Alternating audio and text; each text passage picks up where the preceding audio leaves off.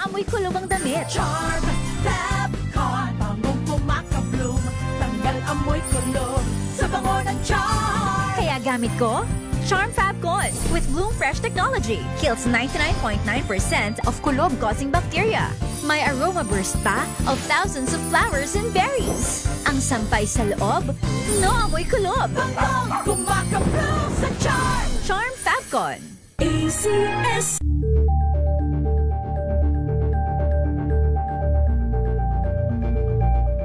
Hello, Washi! Laundry day na naman! Yay! Anong meron? Mancha ng chocolate, Oh. putik, may libag pa! Kaya natin yan! With Pride Washing Machine Detergent, may triple stain-away formula. Tanggal ang makapit, madikit, at malupit na dumit mancha. Kaya easy-easy ang labada. Mula noon hanggang ngayon! All you need is pride. All you need is pride. ACS.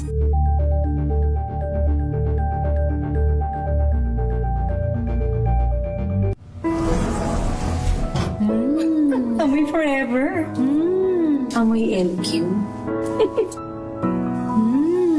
Amoy New Cala Berry Blooms.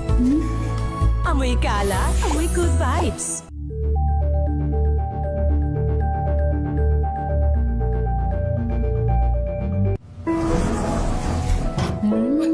Amoy forever.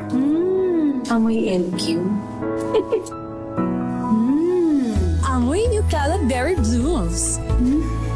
Amoy kala, amoy good vibes.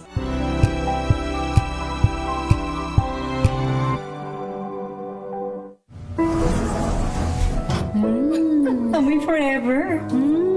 Amoy LQ. Amoy New Cala Berry Blooms. Amoy kala, amoy good vibes.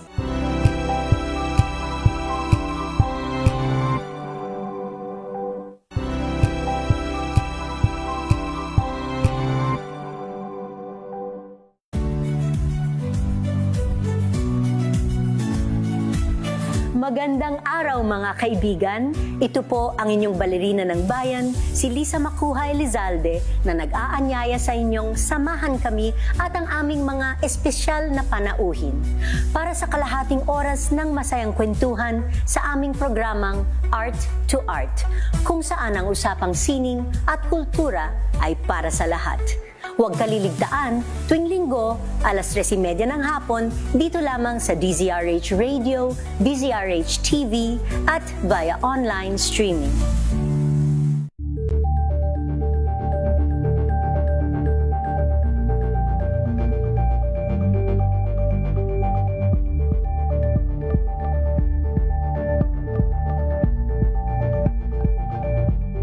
Alamin ang mga maiinit na isyung pambayan, mga balitang kailangan mong malaman, usapin sa pamahalaan, politika, ekonomiya at kabuhayan. Ito ang mga dapat mong malaman, pakialaman at pag-uusapan dahil kayo ang tinig ng mamamayan dito sa Damdaming Bayan.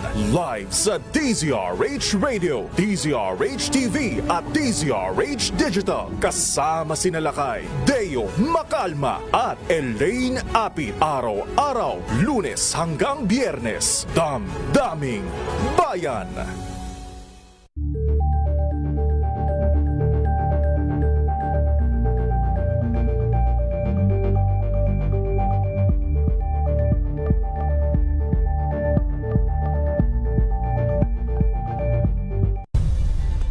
Nagsimula sa pangarap hanggang sa maabot ang tagumpay.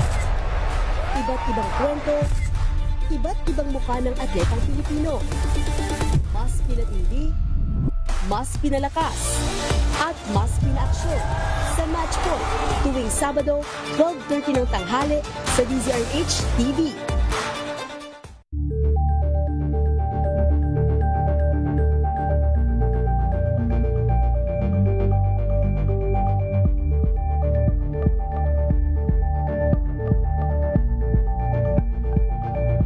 Curious ka ba sa maraming bagay? Kami na ang bahala dyan. Aalamin tutuklasin at bibigyang linaw namin ang mga katanungang bumabagabag sa inyong isipan.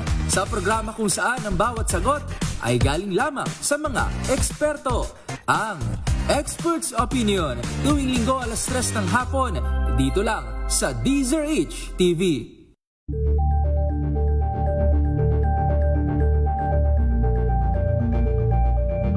Maagang balitaan, maagang usapan sa mga issue at balita. Kasama si Kuya Angelo Palmones sa Magandang Umaga Pilipinas. Mula Lunes hanggang Biyernes.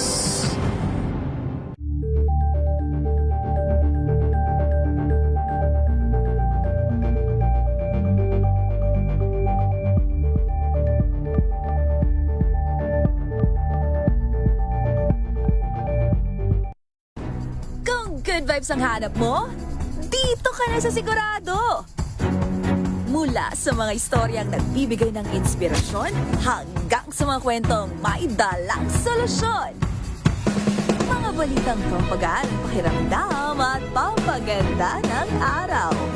Hindi lang basta good news, kundi the better news. Mula Lunes hanggang Biyernes, 1:00 ng tanghali sa DZRH TV.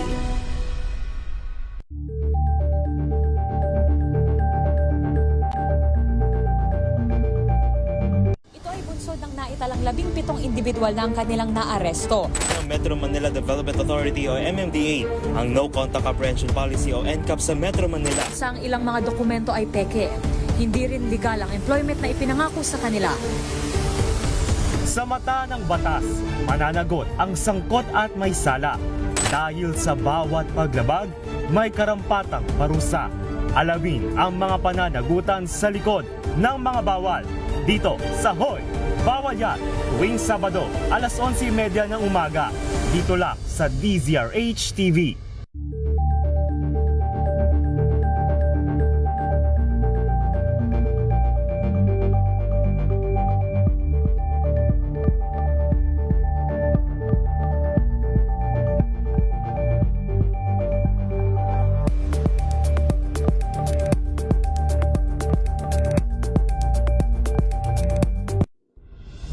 Tuloy-tuloy ang pagtulong, tuloy-tuloy ang pagseserbisyo at tuloy-tuloy ang balitaan kasama si May Binauhan sa Operation Tulong mula Lunes hanggang Biyernes.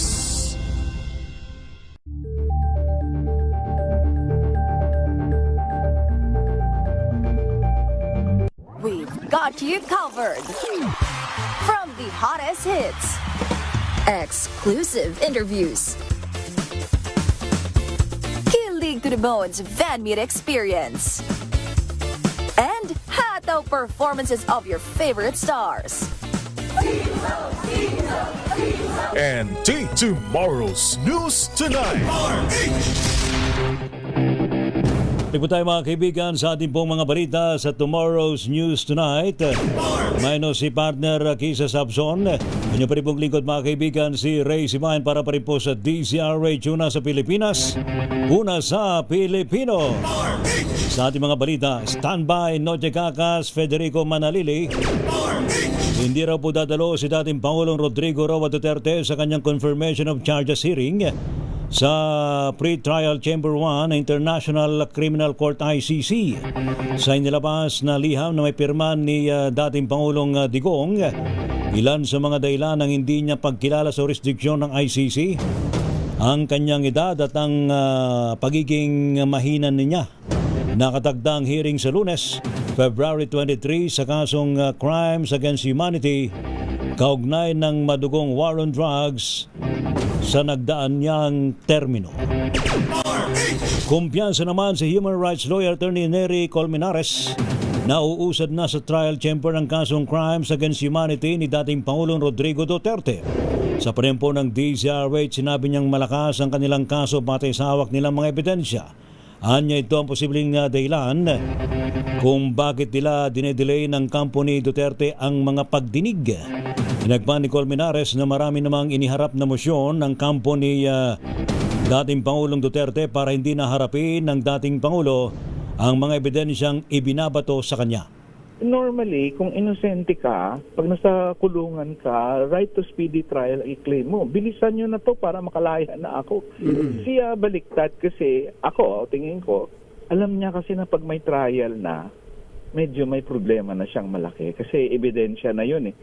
Anong ebidensyang isasubmit niya para sabihin wala akong kinalaman sa drug war? Na yung mahirap talaga yun. Kasi wala akong maisip na ebidensya dyan eh. Si Attorney Nery Colmenares. TNT Tomorrow's News Tonight. Samantala naman, update muna mula po sa labas ng ating himpilan. Babaeng may warrant of arrest sa Davao City sa kasong qualified theft, naarestuhon ng Marikina City PNP. Report mula kay RH27, Noche Cacas, Noche! Lakay Ray, swak na sa kulungan ng Marikina City Police Station ang isang babaeng wanted ng Davao City, Davao del Sur. Inaresto si alias Mabel, 39 anyos, sa Lot 4, La Raha Matanda Street, Barangay Parang, sa lungsod ng Marikina. Ayon sa report ni Marikina City Chief of Police Colonel Jenny Texon, natunto nila si alias Mabel matapos makakuha ng impormasyong nagtatago ito doon. Kasong qualified theft ang nasa warrant ni alias Mabel na inilabas ng Davao City Regional Trial Court Branch 53 noong February 10 ngayong taon na may piyansang 90,000 pesos. Nakatakda namang dalhin sa Davao del Sur ang akusado kung saan naman nag-originate ang kanyang kaso. Arit sa 27, natika ka sa DCRH Noche! Pilipinas. Lakay Ray! Kumusta? Nagpaabo ka na ba? Yun nga ang hindi ako umabot eh. Ay, sus, apo di. Sa Baklaran, Ay, hindi ako sus, umabot. apo. Ano ba naman yan, no? Ay, akala ko pa naman, lagi ka nagsisimba sa Baklaran tulad ni Sir hindi Els ako Bartolome, ha? Oh. Hindi. Oo nga, si ayun ating pa si Sir Els Bartolome, ano yan, deboto si talaga Don yan, Els. ha? Oh. Don Els Bartolome. Yes, oo. Kapatid ni yung dating ating, PNP kaibigan Chief, dyan sa- kapatid yan ni dating PNP Chief General Nick Bartolome. Sure. Oo. Oo. At saka, Lakay Ray, nakita ko na yung kanyang masarap mag-swimming dun sa Tarlac. Talaga? Oo, sa Mahirona. Abay, buti ka Meron pa. siyang, pwede tayong maligo doon. Ba, talaga. O, Sir Els, ha? Kinakantsawan ka ni Noche. Oh, ikaw talaga. Oh. Bakit kasi absent ka? Bakit kasi absent ka sa Baklaran? Hinahanap ka tuloy ni Father doon? Oh. Pero ganun pa man, Lakay Ray, ayun naman ay, ngayon taon lang ako hindi Yan pa, ha? Ngayon ka pala wala. Samantalang taon-taon ka palang nagpapaabo, ha? Oo.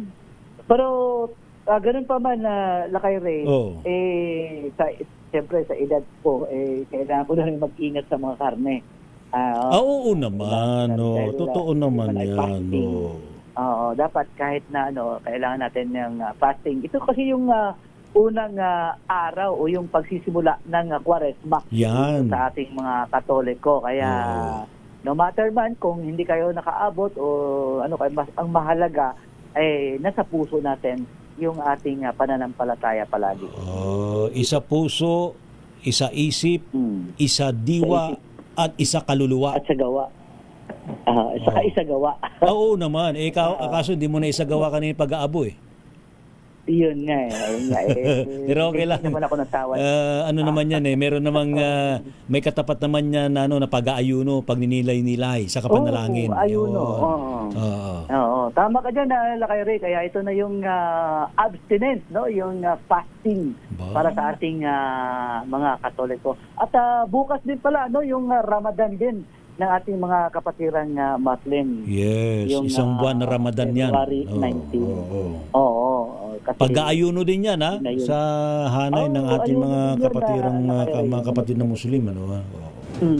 Kaya ano man ang ating pananampalataya, ang mahalaga, may takot tayo sa Panginoon. Yeah. Alright. Salamat, Brother Noche Kakas. Brother Louie. Brother Noche. At yun nating, Oh. at yun nating report. Balik sa iyo, Lakay Ray. Thank you, RH27 Noche Kakas. And speaking of Quaresma, saka Ash Wednesday ngayon, saan bang simbahan na nagsimba si Kafeds Manalili? Kafeds, magandang gabi sa iyo. Yes, magandang gabi kasama rin sa awa at pagpapasalamat sa poong may kapal na nakaabot tayo kahit sa ating hindi pwede, napakagaling na ng Panginoon, napaka-perfect talaga. Isipin mo, tayo na sa biyahe, ngunit binigyan tayo ng isang booking na kung saan ay saktong-sakto, sabi ko na oras na, mag-alas 8 na. Saktong-sakto. Sakto, Ang pasahero ko, ang dala kong sinakay ko, sakto doon mismo sa simbahan, sa Sampaloc. Napakagaling talaga, hindi mo matatawaran ang Panginoon pag ginusto niya, dahil alam naman niya at taon-taon talagang hindi pwede talaga akong hindi kapagpahid, dahil simbolo yan ng kamatayan ng kung saan ka nagsimula at doon ka rin babalik, ka kasama ang abo. Kaya nga, dahil nga sa ating pagmamonitor, talagang puno-puno ang mga simbahan. Ngayon, pagdaan nga kasamang rekta dito, pa luwas dito sa Malabon, yung San Roque Cathedral, puno-puno pa ng tao, last mass ngayon. Ngayong alas 9 pasado, nagtapos yung misa. Puno-puno talaga, humabol tayo ating mga kababayan na makating nga ngayong Miyerkules ng Abo. Dahil alam mo naman, dahil may pasok ng ating mga kababayan, humabol at paparat, pasalamat din tayo dahil talagang in-extend ng misa. Dahil ang misa lang naman sa ordinaryong araw ay 6 to 7 lamang. Iba pa nga, 5 to 6. Ibang mga malalaking simbahan ay 6 to 7 yan. Kaya nga, nag-extend sila ng 2 misa para sa mga mag-aabo. Yung sa kayong kilala mo yan, kasama Ray, yung Grace Park, napakalaki yan. Ginamit yung pinakaharapan para sa ating mga kababayan na gustong magpapahid na ng abo. Harapan din ng Our Lady of Grace, talagang dagsa na hindi mahulugan ng karayang ng ating pananalig sa Panginoon. Dahil yan, sabi nga sabi ni Father, ang pag-aanuyo ay hindi magiging successful kung hindi mo yung ibibigay. Tulad ng isang mamahaling kape sa isang sikat, huwag mo lang gawin yan. Bagkus ay pag-nilay at yung pagkain ng mga hindi ngayong panahon ng mag-araw, hindi dapat, yung mga malilikom mo ay share mo para naman din sa mga kapatid natin, mga hindi na isang beses lamang kumain sa isang araw o hindi pa nga nakakain sa isang araw. So yung matitipid mo, ay share mo ating mga kapatid. Donate sa ating mga simbahan na tuwing Biyernes Santo magbibigay sila ng sa mga taong nangangailangan ng tulong, particular sa pagkain niya kasama nila. Yan ang magiging successful mo kung ikaw nag-aanuyo at sinapas puso mo ang gagawin mo ngayong mahal na araw. Yan nga ang sabing ni Father kasamang Ray. Yun lang. Pagpalain ka, Brother Federico. Yun kasama ngayon, talagang siyempre hindi ba magiging malakas ang ating pangangatawan kung wala ang tinapay na mula sa salita ng Diyos kasamang Ray. Salamat. Yun na kasama. At ang mga ganun pa rin, bantay sarado ng ating mga otoridad, particular lang itong kahabaan ng Imabini dahil nga sa dagsa ng ating mga kababayan na nagsimba at ganoon din sa may kahabaan ng Rizal Avenue at bantay sarado rin yan sa kahabaan ng 10 Avenue at hanggang 11 Avenue at papunta bantay sarado ng ating mga otoridad. Ilang naksama rin at ang dapat ngayong Miyerkules ng Abo. Federico Manalili para sa DZRH, una sa Pilipinas, una sa Pilipino. Maraming salamat ka, Federico Manalili. TNT Tomorrow's News Tonight. Magdedeklara ng pinakamataas alerto ang Philippine National Police sa Metro Manila sa araw mismo ng Sabado, February 21 bilang paganda sa 3 trilyon peso anti-corruption rally sa EDSA. Isasabay po ito sa ika-40 anibersaryo ng deklarasyon ng People Power Revolution. Isang linggo ho mula ngayon. Sa pulong balitaan sa Campo Crame, sinabi ni NCRPO spokesperson Police Major Hazel Asilo na magtataas sila ng alerto kahit walang nakikitang banta sa seguridad. Subalit bukod sa EDSA kung saan isang grupo na ang aprobadong magsagawa ng programa, nakabantay pa rin naman ang pulisya sa ilang natukoy na rally areas na maaaring pagdausan ng kilos protesta.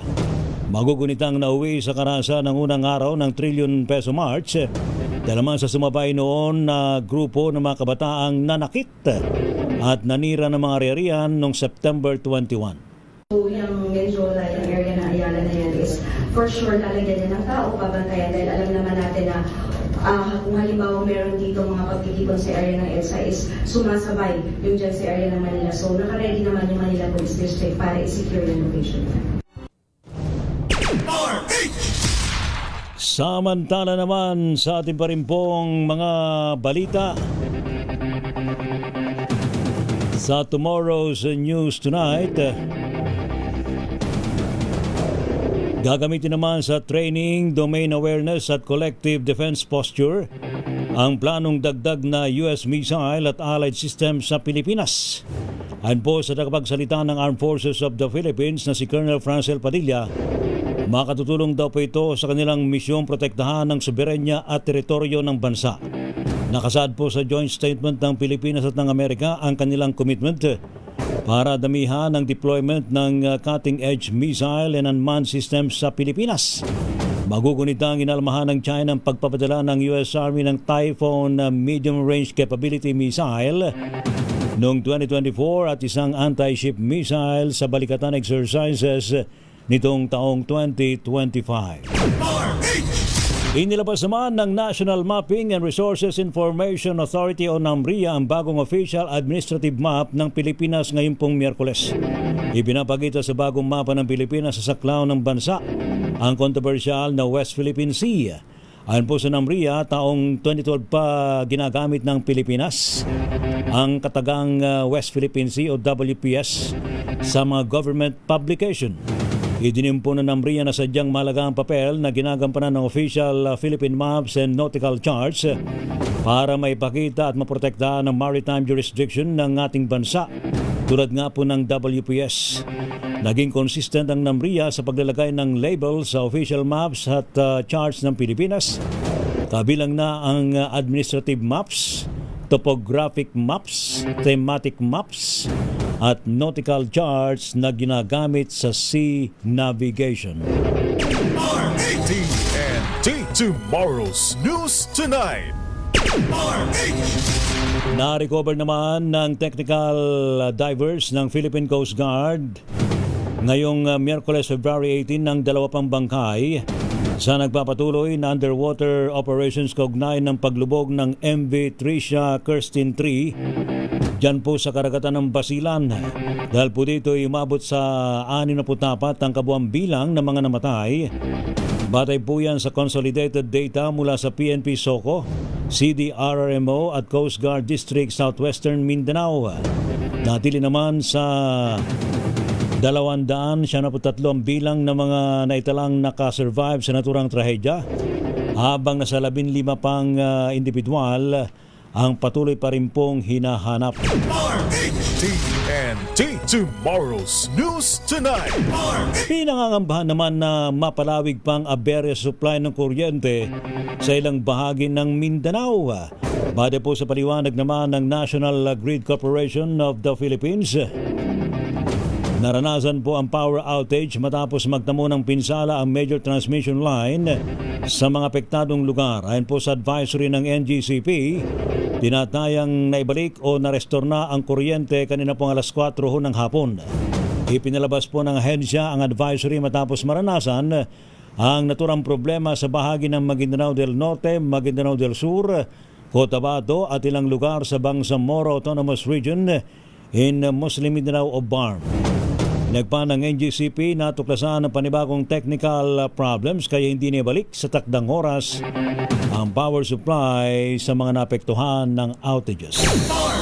TNT Top News Trending Worldwide.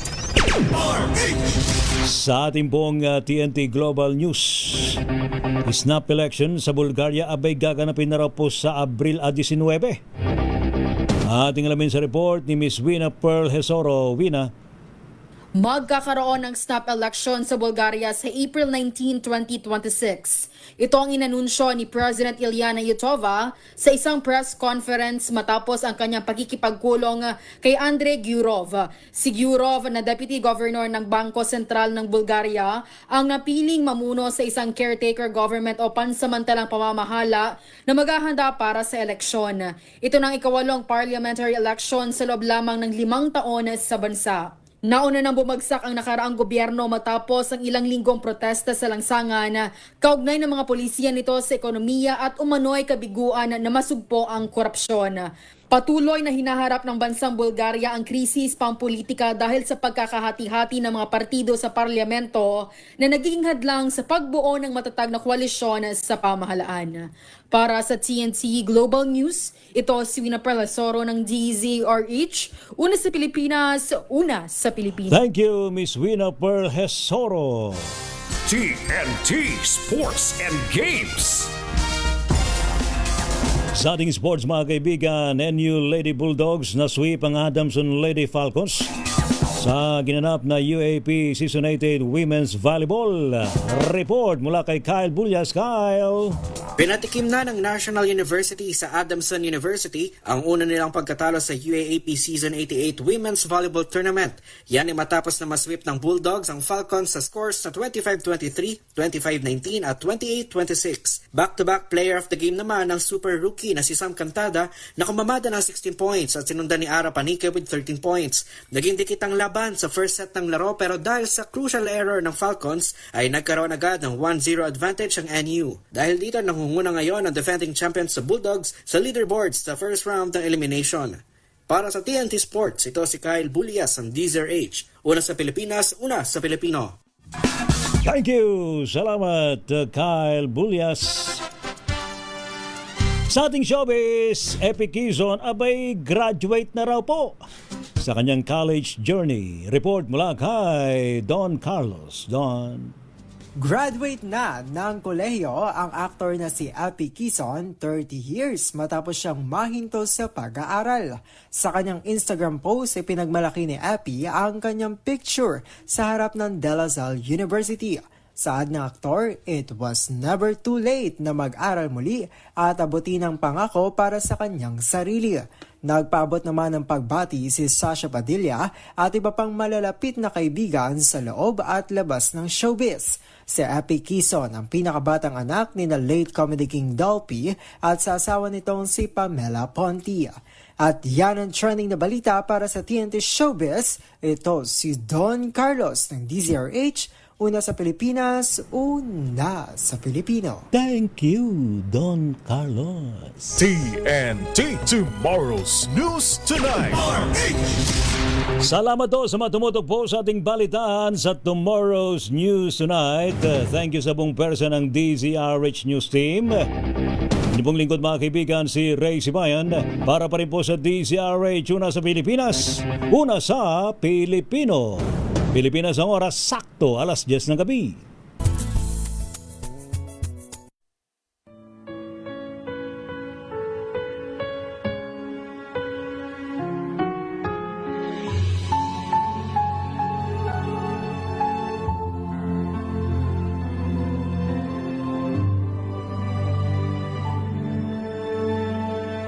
Ito ang oras ng panalangin. Panalangin laban sa mga kalamidad, karahasan at kasamaang panlipunan. Ang mga petisyon na nilalaman ng panalangin ito ay hinango sa mga katuruan ng salita ng Diyos, ang Biblia. Ang salita ng Diyos mula sa mga awit 46, talatang 1